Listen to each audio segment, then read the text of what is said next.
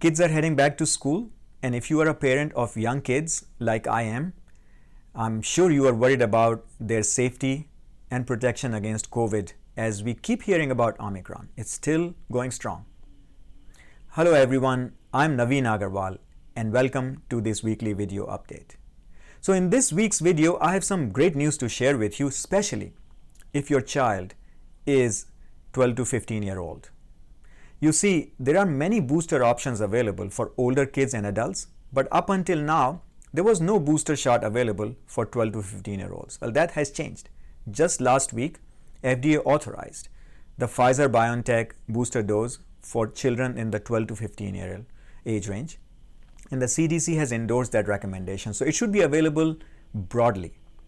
Now share in your comments below if you have been thinking about safety of your child in this age range, if you have been worried about the risk factors, what are your questions and concerns, and I will address them as soon as I possibly can.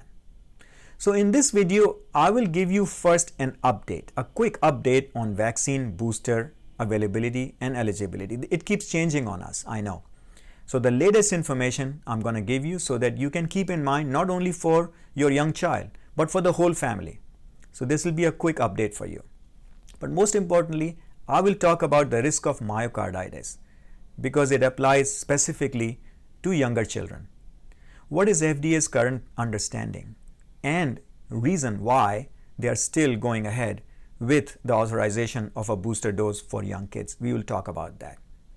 And I will also share with you two reasons why you should not give the vaccine, this particular vaccine that I'm going to talk about, to your young child. We'll talk about those 3 points. But share in your questions and comments below. What are you thinking about? What is top of mind for you? And we will continue to discuss those issues. So this is a very nice table that I found on FDA's website. You can look at the link fda.gov, which summarizes the current booster eligibility criteria, and it depends upon your primary vaccine. So if you receive the Pfizer-BioNTech, the 2-dose mRNA vaccine as your primary vaccine, you are eligible 5 months after the second dose. That's a big difference compared to Moderna. We'll talk about that in just 1 second. Now, this is the only vaccine available as a booster dose for 12 to 15 year olds. So if your child is between 12 to 15 year old and they received their second dose 5 months ago, they're eligible for the third booster dose of Pfizer-BioNTech. But if your child is older than 15 or any adult in the family who received the Pfizer-BioNTech vaccine, second dose 5 months later, you can get any of the 3 vaccines as the booster dose. Now this applies mostly to the United States, but if you are in another part of the world, please share in the comments below what are your questions and what are you thinking about in terms of different boosters, and I will look into that. So that's as far as the Pfizer-BioNTech is concerned. Moderna is not available for younger kids. It's available only for 18 year and older. So if you receive the Moderna vaccine as your primary dose, then 6 months after the second dose, you are eligible for any of the 3 vaccine types as a booster dose. Now, if you receive the J&J, the single dose J&J vaccine, 2 months after that single dose, you are eligible for any of the 3 different vaccines. So you see, it is not straightforward, unfortunately. It's not straightforward, and we have to keep track of what the eligibility criteria are. But hopefully, this table will give you a nice summary and you can make a quick decision about what your options are at this point of time. But I will strongly recommend for you to consider getting a booster dose if you are eligible as soon as possible. In a recent video related to Omicron, I talked about why getting a booster dose quickly and timely is important to continue your protection against Omicron. Now, these vaccines are highly effective against severe disease, hospitalizations, ICU, even death. But there is a decrease. There's a decrease in the level of immunity for general purpose disease, general symptoms. And who wants to get sick, right? So you can continue to have your immune system at a boosted level by getting this booster in a timely way. So I strongly recommend that. Please watch that video. I'll give you a link. And again, share your questions below if you have some specific concerns. I'll talk about that. Okay, so let's switch gears now. Let's talk about the risk of myocarditis. First, I want to talk about myocarditis. What is myocarditis? We hear this all the time in the media. Let's understand what it is and what it means. So this information comes from the NIH. It's a very credible source. I'll give you a link here. You can look up, and it'll also be in the notes below in this video. Myocarditis relates to inflammation of the heart muscle, but that's not the only inflammation that is known in the heart. There are three parts. Endocarditis is the inflammation of the interior line where you have the valves or the machinery of the heart. That's in the interior. Myocarditis is the heart muscle itself, and pericarditis is the outer layer in which the heart is enclosed. So these are different types of inflammation, and they happen in response to maybe an infection. Maybe it could be a viral infection because it's an immune response. And that is why even a vaccine can trigger myocarditis, and that is what has been reported. But keep in mind that if you are not vaccinated, you get the infection, that is COVID-19, your risk is actually much higher than if you took the vaccine. So vaccine by itself doesn't have any direct relationship to this. It can happen because of infection as well. So now that we understand what myocarditis is, why it seems to be happening in younger kids. Now FDA has given this information to the public where they are saying that their data shows the risk peaks for 16 to 17-year-old boys specifically. And their understanding right now, they're still doing a lot of research about this.